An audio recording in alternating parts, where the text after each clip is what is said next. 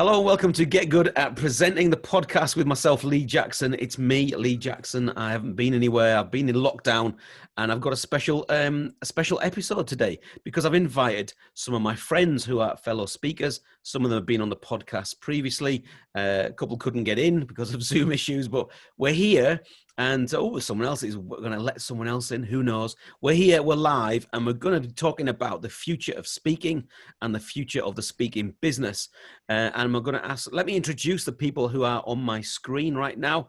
I've got Simon Hazeldine, who's a PSAE, which is Professional Speaking Award of Excellence, and a fellow of the PSA, which is the Professional Speaking Association. I'm going to try and, because I know you guys, I'm going to try and say what you do and you can correct me, okay? Okay. Simon Hazeldine specializes in sales processes for corporate clients. Would that be right, Simon? Yeah, sales transformation, sales performance. Yeah, processes definitely part of it, mate. Yeah. Great. Thank you. I am vaguely correct. Next we've got is the wonderful Pam Burrows that we've had on before. Pam Burrows, a people booster. She specializes in doing well-being and just brilliant well-being related, stress related type stuff to large organizations, I think. Would that be a bad description? Yeah, I help the organization to have a stress strategy and then individuals to have stress techniques, stress reduction techniques, I should say. Excellent. And we've now got the very shy and retiring Nigel Risner. Nigel Risner helps organizations to communicate and as a team by using the idea that we're all in a zoo. Is that something vaguely right, Nigel? Come on, help me out. It's nearly right. That's why we always send introductions to the person who's introducing us, so it doesn't sound as shite as that. Exactly right. That's right. So it's something about animals and zoos. Am I right, Nigel? Exactly right. I'm the chief zookeeper, but today I'm the chief monkey officer because I've decided to bring a bit of sparkle and energy to this illustrious speaking zoo we have here today. Thank you, Nigel. Always a pleasure to see you. And next is the next president-elect, I believe, of the Professional Speaking Association, the wonderful Dr. Lynda Shaw. I don't know many doctors, so I like to keep calling her doctor. It helps. And Lynda Shaw, I think, if I'm right, Lynda, you are an expert in neuroscience and brain chemistry that helps people to understand that and organizations to understand neuroscience and how it affects them. Yes, sort of. Yeah, I'm a neuroscientist, business psychologist, and I specialize in change. But the big key is how brain changes behavior and behavior changes the brain. And when we get a handle on that and an understanding, we've got more control of our destiny. Wow. I'm signing up already. Do you know? Yes, I haven't done. I'm just trying to guess at people's things. It's a bit of a laugh. I'm sorry. The next one is my very good friend, David Hyner. David's been on the podcast previously. David Hyner is, how can I say? He's wonderful. He's amazing. He's a goal-setting expert and also is a researcher for top achievers and speaks in schools, businesses, and organizations in many different places, and is generally a good bloke. Is that a good introduction, Dave? Wow, bang on. That's good. And we may have on the call Rebecca. Just a good bloke. A good bloke. People book him because he's a good bloke. Good bloke. And the next person who is kind of trying to get on the call is Rebecca Jones. Rebecca Jones is the chair of the Professional Speaking Association in the UK and Ireland. And Rebecca is also an expert in entrepreneurial mindset and stretchy thinking. But she's having a few internet issues, so she may join us, she may not. I think she's gone again, but she may come back. So thanks so much for being here, guys. It is a really, just thanks for your time. I'm going to ask really two simple questions. The first one is about speaking itself, the actual art of speaking and how it's changed over lockdown. So post-coronavirus, how are we doing things differently? And the second question is, how have you adjusted your business, because you're all professional speakers, to adjust for the new season that we're in, really? And remember, I said at the beginning, there was a fine, a £5 fine, so every time we mention the word pivot, or every time we mention the word new normal, okay? £5 going to the PSA Foundation. We'll see if we can get through unprecedented. it. Unprecedented. We should add that one in as well, shouldn't we? But it is kind of true though, isn't it? That's the thing. So let me ask, so Lynda, let me ask you first. How has speaking changed for you and how do you think it's going to be different? Well, I think that what has happened would have happened anyway, but it's been accelerated because of the pandemic. So we were heading for this hybrid way of presenting. So I think being an online presenter is going to stay, but I'm so hoping we get back in the room with human beings, because I'm missing them terribly. So I think moving forward, we will all be using the internet a lot more, or virtual speaking, as well as being in the room with a bit of luck and a fair wind. And the other thing I can see is that we are now so global. Anybody can access our work, and we can access any conference around the world so easily that I think one of the side effects of that could be that we've got to up our game even more. We've got to be even better, because now we're competing with worldwide speakers, and that's huge. That's absolutely huge. So I think for me, I'm definitely working even harder than I ever to be better than I have been. Thanks, Lynda. Yeah, I always got a bit annoyed in lockdown I stopped listening to the radio, because the radio in lockdown kept saying about everyone was doing nothing.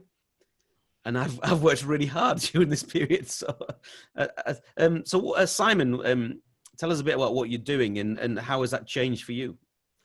Yeah, I think in terms of, echoing Lynda's comment, I don't think since I started my own business, I've worked harder in the last few months. So, I'm like you, listening to everybody who was saying they were sitting around at home was kind of like, what? So, firstly, I just redoubled all of my sales and marketing efforts, and it was persuading customers who previously hadn't worked with us virtually to do so.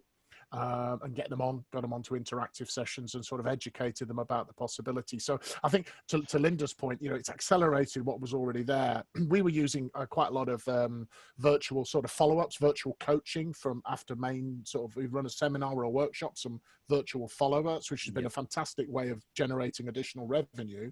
And it just meant we just moved the first part on and had to be adjusted to suit virtual online delivery, shorter, sharper sessions, very, very high levels of interactivity and involvement, and use the Zoom platform, in breakouts, etc., so on and so forth, polling, using the whole thing to really, really make it come alive. And to Lynda's point as well, I've spoken in Australia, Singapore, India, China, USA, and most of Europe in the last few months from my office at home. So the potentially there are some interesting opportunities, because, we'll tend to work with large corporates and they're spread out globally. It opens up potentially additional opportunities, but full shift to online, shorter, sharper, have to redesign everything for on-time delivery, and obviously raise your game about your virtual delivery skills and audience interactivity. And is they shifting over, I think, of skills we've already got, but adapting them to that environment and really knowing your tech. I think I'm not a techie, but you've got to know the platform you're using, sort of like second nature. And I think that's the important thing. Yeah, I think you're right. The short, sharp thing is big right now. Yeah. A client rang me yesterday and they want me to do, have we decided whether is it virtual or remote? We need to decide on that word. Don't use remote. Psychologically, people hate the word remote. Okay, good. Okay, why do you say that, Nigel? Well, because we're not remote. We're just not in the same place we normally were. So when you say someone's a remote worker, you're leaving them out and saying they're somewhere else. And psychologically, people feel really distant from where they are. Interesting. So you furloughed workers. And so really what you've said is we're going to continue on our payroll through the government or however it's done, but you're still part of the family, but we've nearly forgotten them. Then you have remote workers who are being paid to do a job, but they're left alone, but we might sometimes speak to you. Psychologically, they're all workers. You just got to be careful on the word remote. So just for other speakers, though, because I'm not a virtual speaker. This is still me in real life. Virtual means a different version of me, an electronic version of me. So that doesn't seem to fit either, does it? And Lee, to that question, to everyone who's listening to us, people pay us for our content. So I'm giving you my best content online. My big phrase is, if you're in the room, be in the room. Or if you're on Zoom, be on Zoom. Be present. Be massively, So I have a fetish for PVC. Just thought I'd share that. Which is about passion. Thanks for that, Nigel. Thank you. Passion, vision, and communication. No, but seriously, you've got to be passionate, and you have a much shorter window to keep people engaged. So they're not remote. We're doing the same speech, but you've got to use loads of energy. I don't use any slides at all. I've got even less tech than I was before. I've got great props. I use lots of energy. I don't even use breakout rooms, and I've got 1,600 people in the Cayman Islands in 3 hours' time or 4 hours' time. I won't be going to breakout rooms. People don't like shifting. I know we like to think they do, but we've had lots of research on this. People want to be talking to people. Okay. So you need to think about that. You wouldn't all of a sudden in the middle of your speech say, Lee, everyone on the left-hand side, can you just leave the room? And then we're going to come back in 15 minutes and you'll discuss. I know why we do it. I suppose it depends what they're expecting, but we'll go into that in a moment. But let me ask you, Pam. I've not asked you yet. How do you think speaking has changed for you? I've seen you speaking from your shed, which has been great. Yes, that's been delightful. I've had my feet in a bucket of water in the shed, which is a whole other story. That was utterly delightful. My favourite piece of work yet. And so, yeah, a bit of a mixture. I had some work booked in where they were happy to go from in-person to online. And in terms of the terminology, I'm just saying in-person or online, the kind of remote virtual thing. I'm just saying online because it just does what it says on the tin. That's what we're doing. It's a method of delivery. So some of my stuff went online, some disappeared altogether. And I think one of the things that I've had to take note of is that whilst as speakers, and especially if like Simon, you're already doing stuff online, you're kind of like, come on, it's easy, I'll show you how to do it even. But what we're forgetting is what they're experiencing at the same time. So the first few weeks and months of lockdown, they're dealing with the fear, personally, their own fears and stresses, and then organisationally, all the stresses and changes and just, very practical things of trying to get everybody sorted, sorting the finances, worrying about income or funding or whatever their income is, all of that stuff. So now people are starting to say, right, we're now ready to look at different options, and things are starting to, I think people generally in themselves are starting to feel a little bit more confident, a bit more familiar, and I think things are starting to pick up. But the other thing that I was doing as well was some online programs. So some customers said, we want you to do something live, and we did very interactive stuff, like Nigel said, very high energy, lots of props, lots of fun, keeping people engaged. As another speaker friend of ours, Tom Morley, says, suddenly everybody's in the front row, and you need to keep them engaged. But some customers said, we want some stuff we can put on our intranet that people can access as and when they want. So I made some programs that were recorded videos, some bespoke, some not bespoke, and so as Lynda said at the very beginning, it's a hybrid, and I think that's what we need to be ready for. It's great content, and it can be delivered in any number of ways that suit you and the customer. But just to finish, yesterday I had my first call to book me for an in-person event for September. So yeah. We'll see. That's tricky. My client tried to move the September one online because I don't understand, but I think it's probably illegal to do an in-person event with more than a few 30 people. Tricky, isn't it? More than 30, but that does change. I think is it 1st of October that changes, but it's actually a small team of 10. And she's saying they'll be socially distanced and But she's happy to see how things go when we're nearer the time, because everything changes, doesn't it? Just on that, Lee, I had 200 teachers in Watford for the 1st of September. Literally get confirmed last week. Then to find out that Watford football ground, unless we did it in the actual football ground and I was standing in the centre circle, we just couldn't do it because you need a space of like 3 Wembley stadiums indoors. Okay. So they moved it to the 4th of January. So I don't think any live events are going to happen for any group over 30 in September. Yeah, the only thing I've heard of is comedians and bands they've done some drive-ins, and I know my cousin's a church leader in the northeast, and they've done drive-in church where they set up on the side of a truck and you drive in. So I could maybe we're going to do driving gigs. So I haven't asked you, David. Tell us, are you going to do any driving gigs coming up, Dave? No, I just want to go to a drive-in ministry. Hello, welcome to God. Have a nice day. You're close to God. Do you want fries with that? Do you want fries with your prayer? Do you want to go large on Faith? Yeah, hi, welcome everyone. Thanks, Lee. What an eclectic, bizarre, and beautiful bunch. This is like the most bizarre session of Celebrity Squares in history.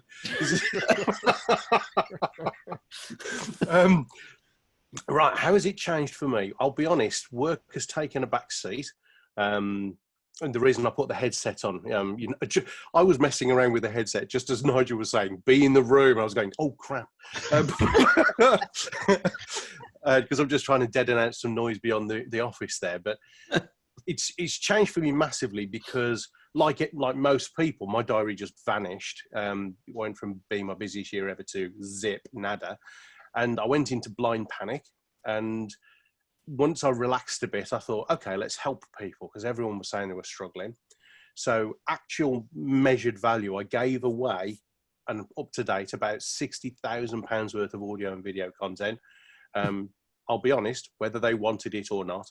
And, that's our David. Yes, you're going to have it, whether you like it or not. You are running around the UK in your car, putting USBs through people's letterbox. Is that what you're doing, Dave?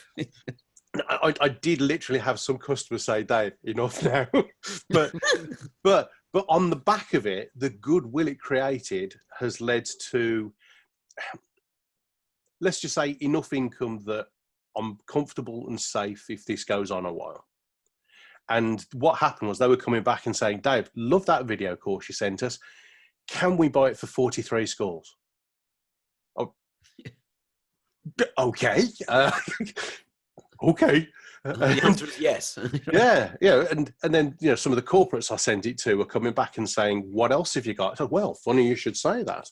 Happen to have 8 other courses. And I had to get my head around, because like most people here on the screen, we're grafters. And I had a massive culture shock around press a button, send a Dropbox file, and send the invoice for it. Yeah. I didn't, by the way, David. I had no issues at all on that.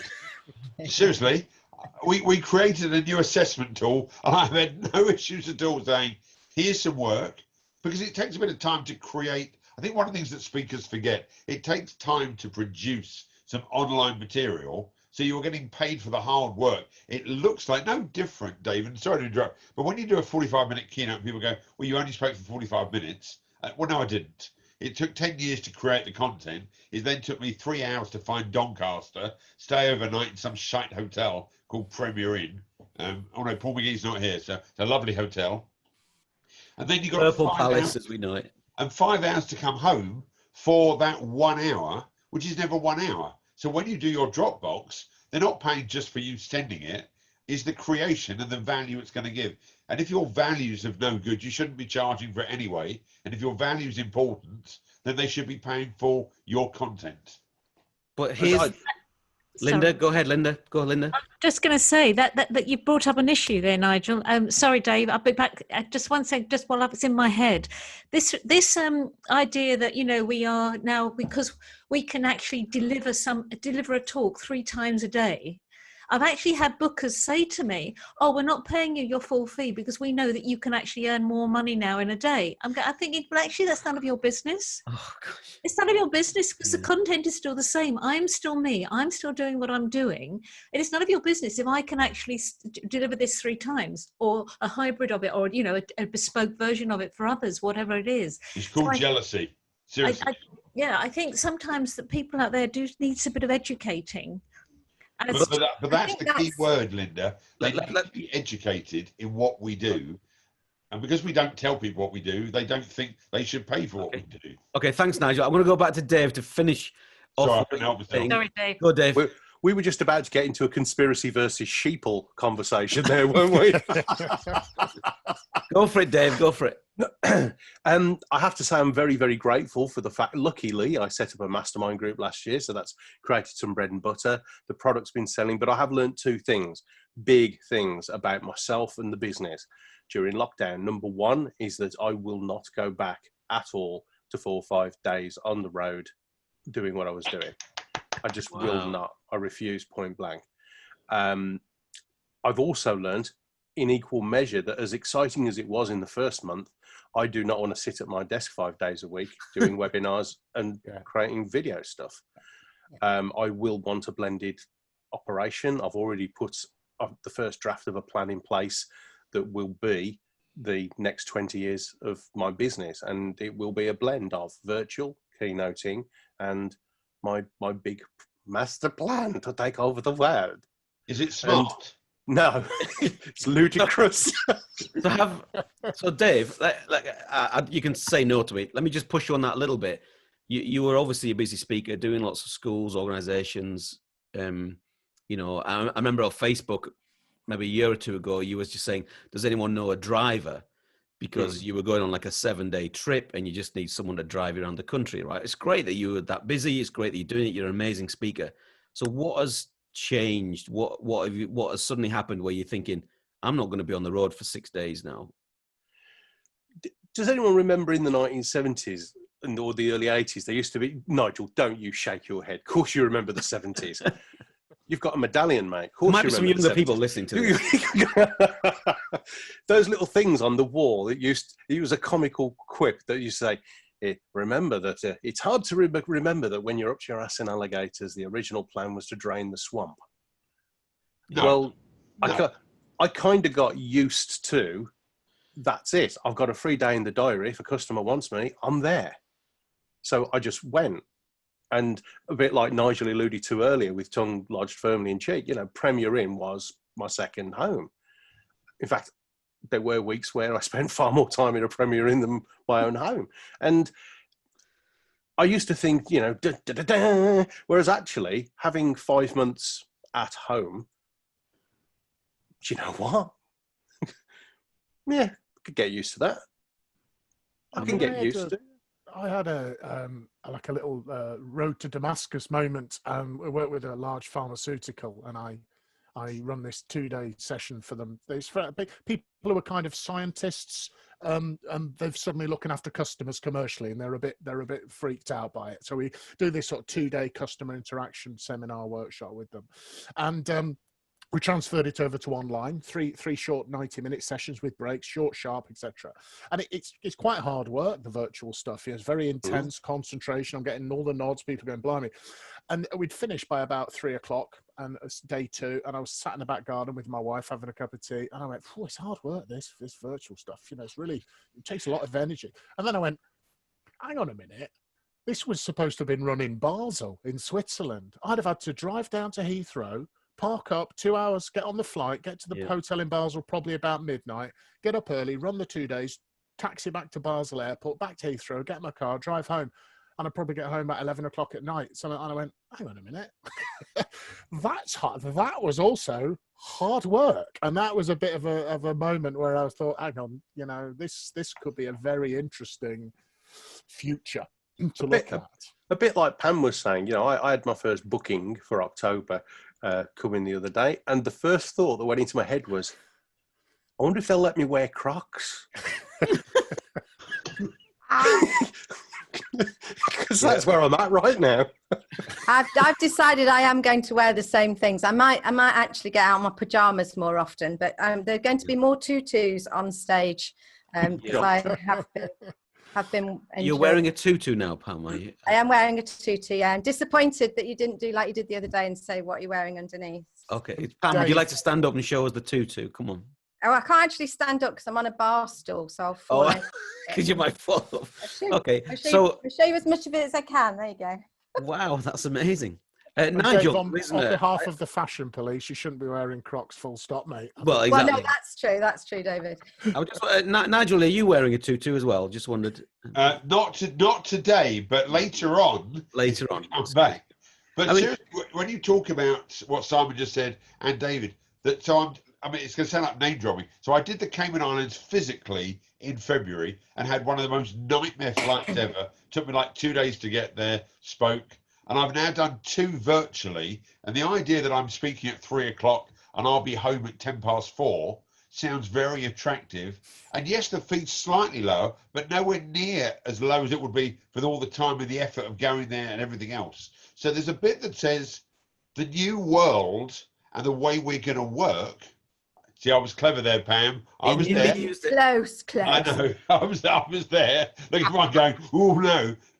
But there's a chance that the way we can work and the way it will be in doing virtual, online, doing some courses. So I've had time to create an online assessment tool, which I would never have done had I not had lockdown.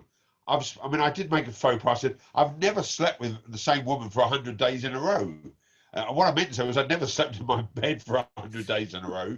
Literally, I've had lots of fun, but I do miss the face-to-face. So I'm now doing some coach and walk sessions, which I'm about to do in about an hour's time. So I have one of my London coaching clients coming to do a walk with the dogs. So that's a bit of a change. I think for busy speakers like David, etc., we can change our world and nearly earn the same amount of money. Okay, great. So the airlines are really worried because business travel has pretty much ceased, right? However, the global, the people who are concerned about global warming and everything, of course, are delighted by this. Has the airlines been propped up then by business travel? Because I don't know whether it was you, Simon, or someone else I spoke to recently who told me that because they did their conference online. Yes. Was that you, Simon? Yeah, it was. It was a big sales transformation project for a tech company, global. Yeah. And with 100, we had 125, I think, leaders going through a sales coaching cadence methodology integration with the CRM and etc. to drive sales performance. And originally it was going to be an America session in New York. It was going to be an EMEA session in London where their headquarters are, and an APAC session in Singapore. So they would fly people into those 3 sessions, a two-day in-person seminar. The CSO still wanted to go ahead. We went ahead. We were able to do it faster. We had a team on it, a producer and a couple of facilitators, etc. We ran the sessions. Client is delighted, and the head of sales enablement, his back of cigarette packet is they have saved somewhere between $200,000 and $250,000 on airfare, hotels, and that doesn't take into account lost selling time.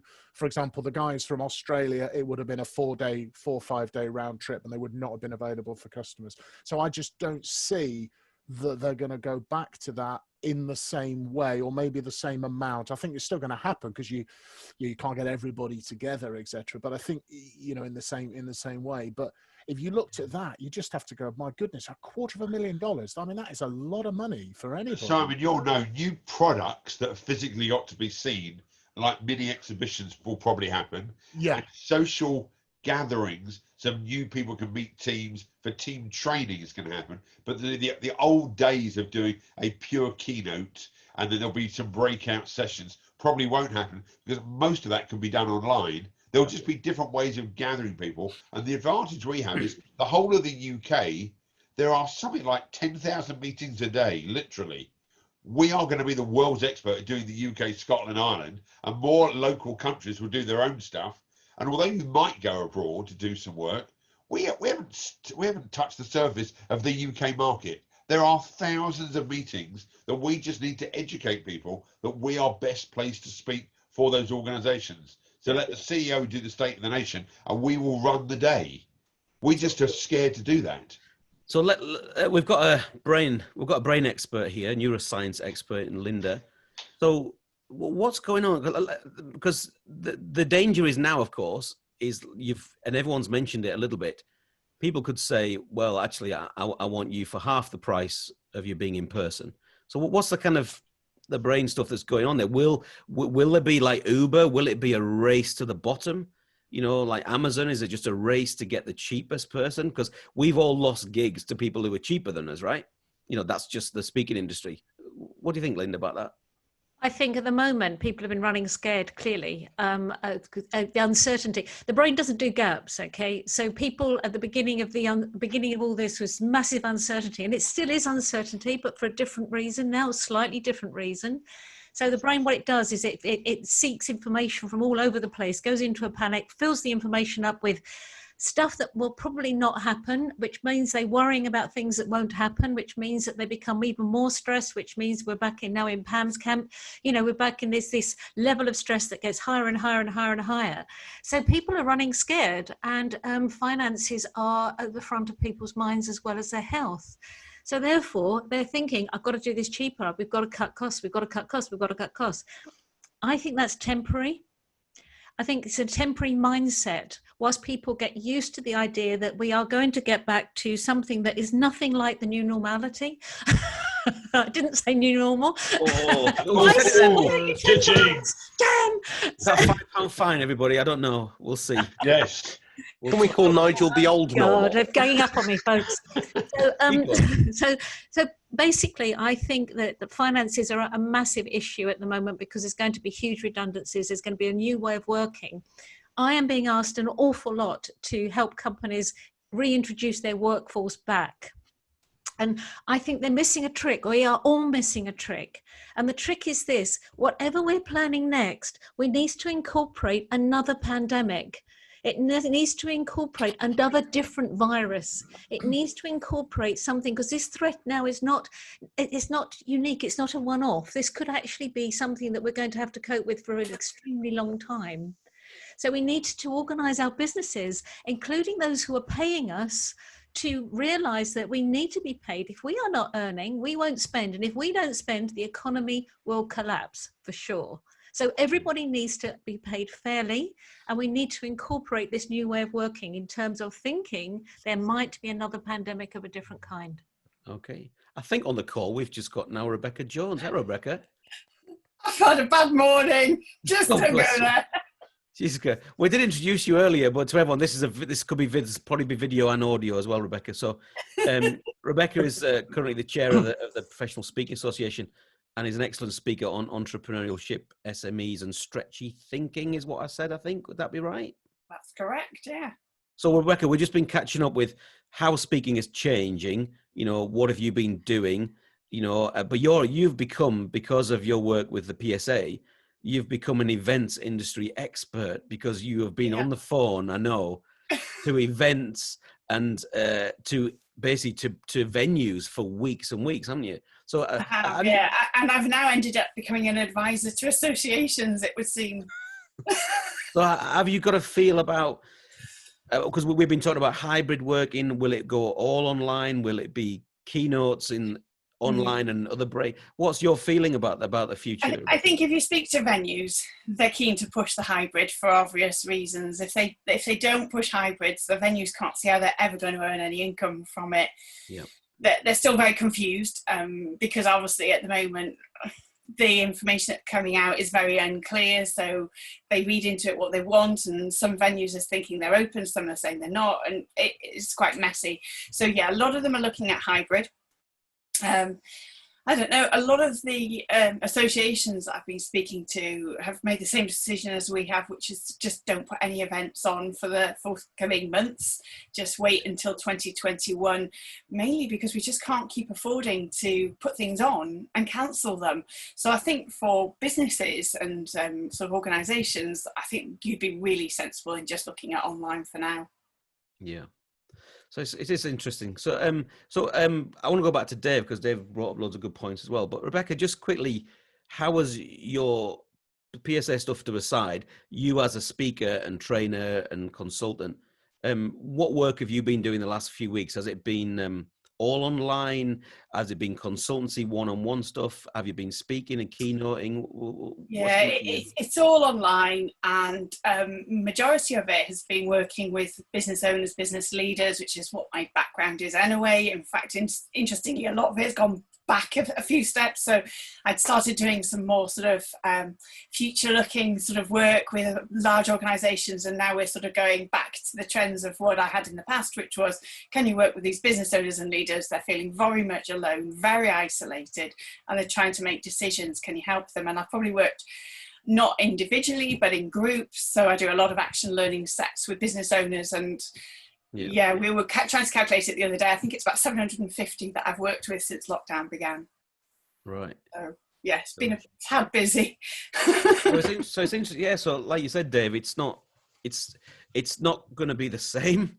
It's going to be a little different. But also but you were saying, really, for you, it's been as Simon said, a bit of a, as Peter Kay says, a road to Domestos kind of moment. Do you know what I mean? Where you're kind of like, this isn't how I don't have to work like I used to. We'd have to work differently. So Dave, are you going to say no to stuff? Will you pick and choose a bit more, even on the online stuff? Will you, like someone talked to me the other day about doing an all day thing, and I'm like, I don't want to be on Zoom all day, but I will, like Simon, squash it down and do it in 90-minute segments or something, you know.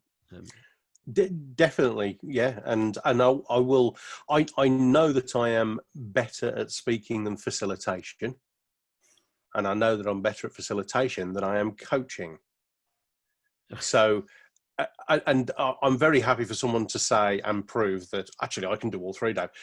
But very different skill sets. Very different skill sets, and I see more of this as far more facilitation than it is speaking.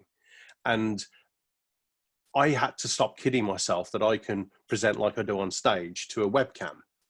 And so I've deliberately learned how to use, like Nigel was saying, props, visual aids.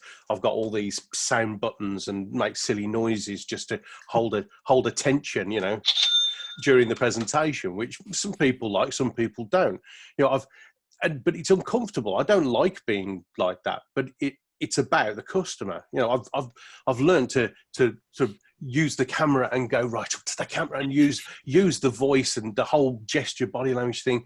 But it's different when you're sat in a chair than it is to when you're standing on a big stage with 500 people out in front of you, most of which are in darkness. It's a whole new skill set. And to just assume we can rock up with our speaker skill set online, I think we'll be doing the customer and our reputation a disservice. We've got to start saying no to things we're not good at, and where we're okay at it, only do a bit of it and nail what we're good at or best at. Really interesting, David. So last Saturday and Sunday, Steph du Plessis, who some of you know from South Africa, was doing a practice session with 100 speakers because he had a client that was 2,000 people and he had to organise 50 breakout rooms, and he wanted to be able to pop in, have virtual screens. So no, and it was brilliant. What he actually said was, I'm going to practice with my speaker friends within PSA and do a rehearsal. So I was like the warm-up act for the first day to encourage people to come on. Steve Simpson was the warm-up act on the Sunday, and Graham Codrington was like the warm-up act on the Monday to entice people to come onto the session. What we all need to do as speakers is, where we're not very good at something, but we know we could be, is to ask some of our mates, can I play with you guys, try something out, and then, you know, let's see if I can go into a breakout room, and let's see if I can do this and do other stuff.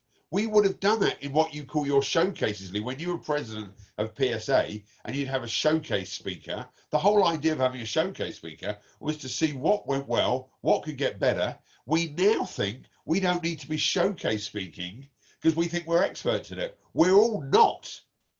Simon's done a bit more than most because he did a lot to this afterwards. But that initial speech that you do to a client where they are going to judge you, you better be awesome, because there's no second chances. So I've done lots of practice sessions with lots of people. I've now learned, just get ready for this, to share my slides and have my picture in the middle of it. That took me about 4 weeks. I'd lose myself. I didn't know if they could see the screen. I go, can you see this? Like when you be on a mic. Can you hear me at the back? They were the old days of speak. Can you hear me? Well, you can't do that as a professional speaker being paid thousands of pounds. I hope you can see me. But my self-esteem is so low that I was okay to ask people for support and say, I don't know if I can do this. Can you help me out? Sure. Okay, so let me ask a couple of practical questions. I'm kind of aware of the time. If anyone wanting to leave in 5 minutes. Rebecca's just got here. She can't go anywhere. She came about a minute ago.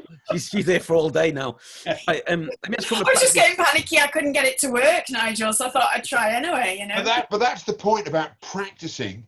What happens if you can't get on? Do you have a support system? So Jeff Ram and I have had this game. Just make sure you're around at 11 o'clock if I can't get on, so you can present for me. because you need a backup plan. I mean, if you're in Wales and you live in a farm and you've got 18 grandchildren like Rebecca does, you better make sure you've got a support system or a generator. Steph in South Africa, they lose power daily. He's got generators the size of Liverpool in the back of his house. That's the way the world has changed. Well, Pam's got a shed and she's got a spare shed. So she has two options of shed options. Don't you, Pam? That works out. Yeah. Got obviously shed one-upmanship, huh? Okay, so do a little poll. Put your hands up. Who stands up to speak online? That's because they can't see you, Pam. It depends. A little bit. That's Okay. rude. Right. Sometimes I do, sometimes I don't. What does that say about me? I'm not sure. I don't know. Interesting. I think it's about what you're doing though, because if it's more of a meeting, then I'd sit down. But if I'm presenting and it is like either a keynote or a workshop presentation, even if it's interactive, then I'll stand up, I'll move around. I've got my flip chart. I've gone old fashioned too. No slides, no fancy stuff. Occasionally breakout rooms, but very focused and tight.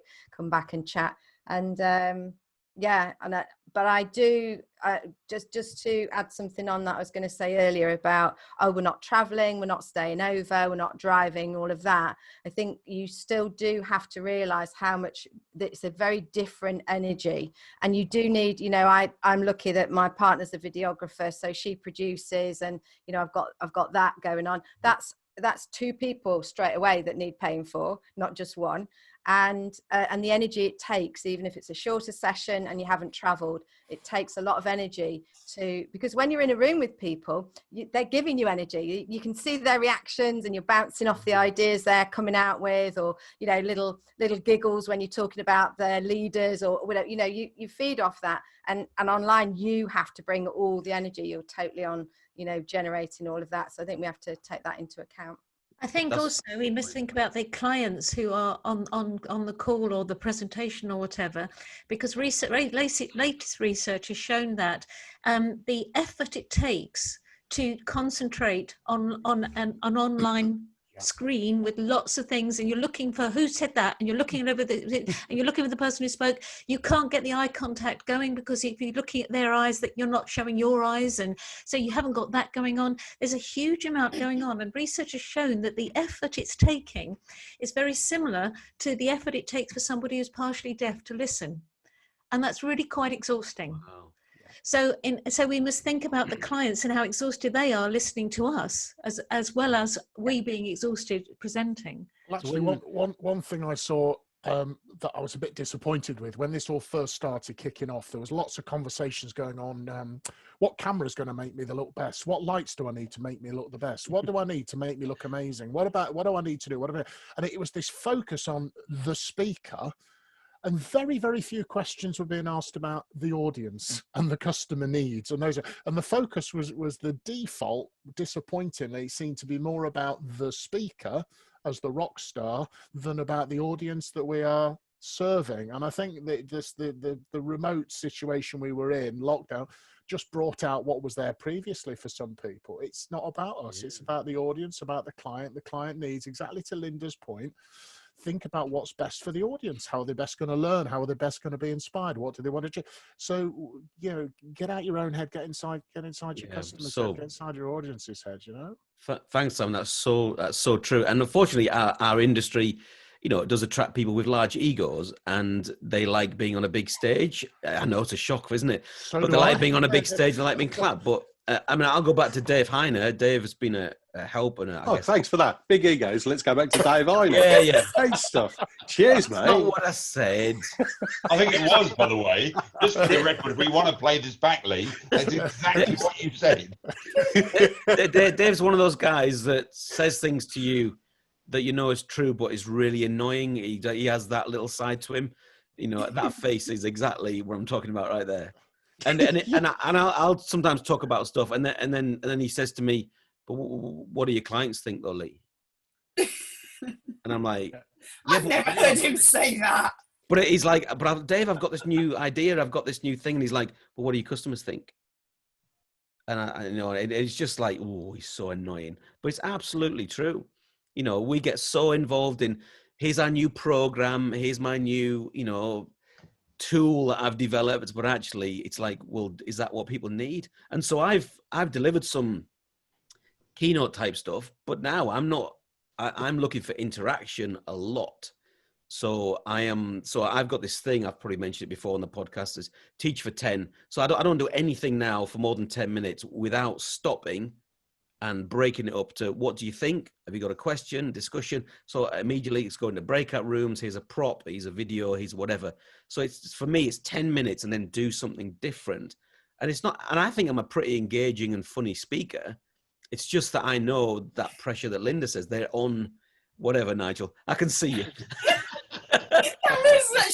You were so confident saying that. You should have known we were all going to go. Exactly. And that's why you have friends in your life. And David, we won't go back to ego, will we? But the reality is that they're struggling a bit, aren't they? And that's difficult. I mean, Lynda, I heard the statistic, and I've tried to Google it, I've tried to research it, and I can't find it. People are saying that a Zoom meeting or Zoom presentation is maybe 30% more tiring than in person.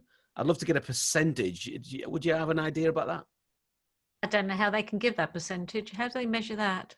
Well, I guess if you're 30% more tired at the end of an hour of Zoom than you are. Because I was thinking, if in a face-to-face meeting or presentation, you wouldn't look at the speaker the whole time. You'd look out the window. You might look at your phone for a sec. You would look around. Be able to see yourself either. Sorry? And you wouldn't be able to see yourself either. I think that's really weird, because then people, I've had particularly women, but I think it's across the board, who hate it because they're so self-conscious of what they look like, which you wouldn't necessarily be in an ordinary room. See, I won't speak to myself on a webinar. I want to talk to people. And seriously, I don't want to just have my face on a screen doing a session. I want to talk to people like this. Yeah. And whether I'm now the whole screen, because I don't know that, because I'm not clever enough. I don't know if I'm now appearing because the yellow circles around me as the whole screen. But I want to talk to people and see the colour of their eyes. Yeah. And then, when there's 300 people, and then you've got to start scrolling further around, which is what Lynda was saying, when people start saying, they ask you a question. But I insist on speaking to people, even if it's just the hostess or host, the MC or whatever the word is, just one person. I want to talk to somebody. I don't want to look at myself just talking to me. Yeah. We're sharing some... Sorry, Simon. Sharing some research last week on negotiating virtually with some clients on a webinar, and interesting piece of research that the self view, when Westerners, people with an individualized culture like USA, UK, increases feelings of self-consciousness, etc. So we're advising, when people are negotiating in this environment, to switch off your self view. They can still see you on camera, but you're not seeing yourself, because you wouldn't in a face-to-face interaction. So I think Nigel's point is a good one. And again, why would you want to see? You know what you look like. Goodness gracious, you can just look in the mirror. Yeah, that's the, So I think that's a great piece of research. Yeah, go on, David. We've got to hit David. He doesn't mind, clearly. No, I was going to say, I've had to fit a lock on my office door. Because, honest to God, my son walked in. Fortunately, it wasn't a client thing. It was just a Zoom with friends. And my son walked in his pants with his hand inside his pants and just stood behind, scratching himself. It's like, taxi for Hyner. Just for the context of that, Dave's son does have a disability, doesn't he? And so that is just not a random teenager. At the moment, his disability is a total addiction to not wearing clothes. I get that. Okay. That's wonderful. Has anyone started using sort of the opportunity now to go somewhere else to do their calls? Because I've been pairing up. I've really fortunately started doing some local networking virtually. So crazy! How crazy is this? So I've never been to my local networking meeting for business owners because I was never here. So I've been going because it's now virtual. And I met a guy who literally lives the other side of the hill to me, who is a video guy for conferences. I never even knew he lived there. What? And that's what he did. And he has all the kit, which he's now set up in his garage. So if I really need to do something really important for a client, he also has better internet than I do. So I go there, he's got all of the kit, and I just talk to him. I'm not sure he's really enjoying it, but it seems to work really well. But he's able to, you know, put the text along the bottom. I can give him the slides in advance. He can sort of merge the text in. He can do all sorts of fancy, wizzy things. I mean, clearly at the moment we're just experimenting, but the concept for me will be that if a client wants a really fancy thing, he can do it, but they'll have to pay for both of us. But it also means it takes that tech issue for me off of my shoulders and means I could just concentrate on what I'm doing. Yeah, do that. And that, Pam does that. Pam just happens to have a partner that can do that, which is kind of handy. But I think divorce now is just going to be a bit... You want to stay together with technical people. Yeah, okay, so I'm aware of time, so I won't go on forever. One practical question. When you're speaking, say if you're using Zoom, because Zoom is sort of 80% standard for stuff at the moment, do you mute all of your audience, or do you like the distractions and the people? What's your general view on muting? Can I get, oh, go on, Lynda. No, go on. Sorry. I was just going to say, it depends on the number of people. Okay. If it's a large group, then I think they need to be muted. A lot of people don't understand the etiquette, and equally, some people, if they've got their camera switched off, they're going to interrupt because they don't realise someone's about to speak. So you've got to keep your eye on the ball. But if it's a smaller group of people, then I unmute. Yeah, I prefer that. Yeah. Anyone else? Any thoughts? Yeah, large webinar last week, 400 sales leaders. We muted everybody on entry.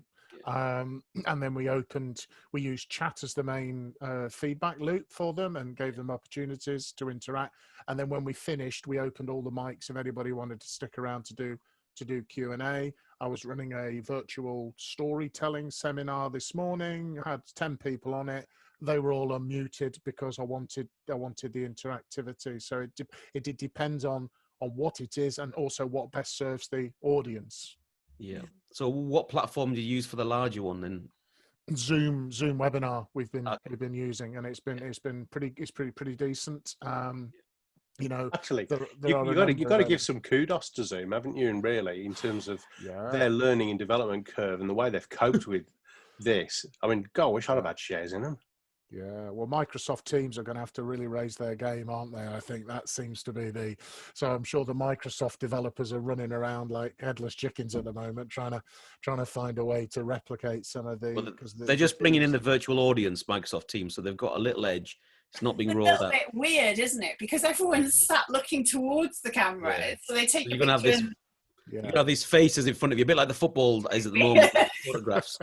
So, it might work, but everyone who uses Teams, I mean, people say it's unreliable. I've seen calls dropping in and out. When I've been on Zoom, I mean, Rebecca's had local issues to try and get on here today, but I've not had one dropout, not one kind of like, Zoom seems a much more reliable kind of... Providing you're using your power and not doing it through your Wi-Fi. So for lots of people, if it's their main computer, it's phenomenal Zoom.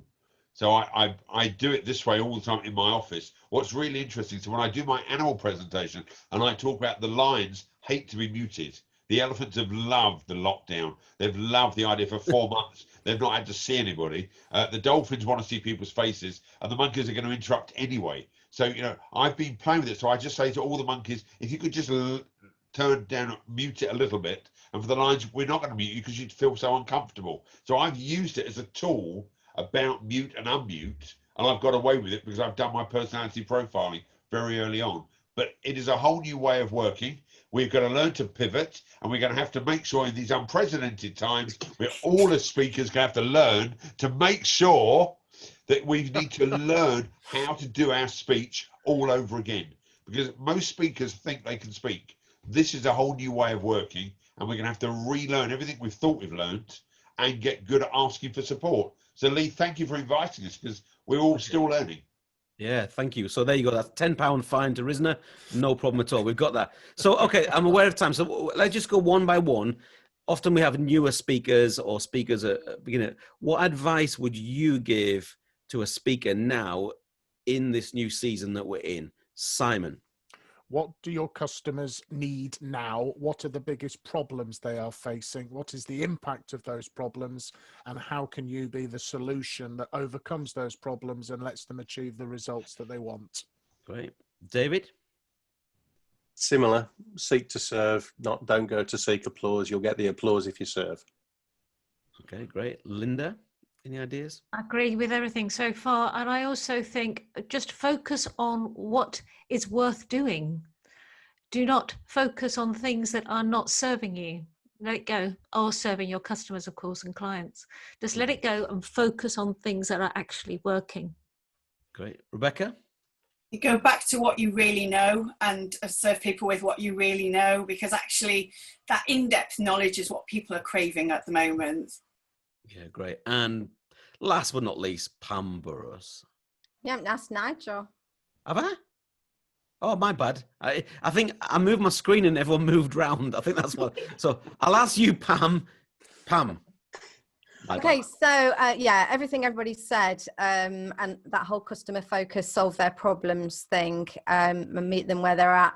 But that has to be balanced, because that's what I do, is ask people to balance that with how is that for you. So how do you want to present? What's the mix that you want? What's going to be good for your well-being?